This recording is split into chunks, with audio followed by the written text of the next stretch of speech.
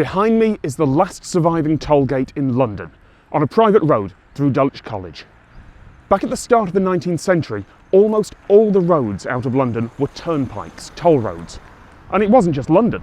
Across the country, there were hundreds of turnpike trusts, private companies that had a government-approved monopoly on one particular bit of road. They kept it in reasonable condition, at least by the horse-drawn standards of the day, and in exchange, they could charge a toll.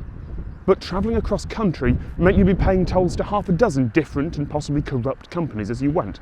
Heck, just travelling across London, you could hit toll gate after toll gate after toll gate. Now, the turnpike trusts did some good. The money paid for a decent road network, but they weren't popular. Before the turnpikes came along, the roads, although they were frequently rough and difficult to travel on, were free. So there were complaints and occasional riots, but the turnpikes stood. But then, along came the railways. Suddenly, anyone who could afford to pay road tolls could also afford a faster and more comfortable option, so both people and freight moved to rail. The turnpike trusts started to collapse, local government took over all the roads, and by the time motorways came along, it was accepted that government collected tax and then used that tax to build new roads. But what if history had turned out slightly differently?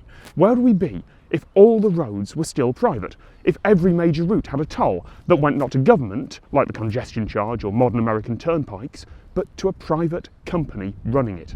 If every time you drove onto London's Westway you paid £5 to the Westway Corporation sponsored by McDonald's?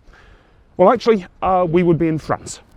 Most of the French autoroutes, the motorways there, are run by private companies, collecting tolls just like the old days. You don't need to visit some bizarre Zeppelin-filled alternate reality to find turnpikes. There are always Zeppelins and alternate realities. All you need to do is cross the channel.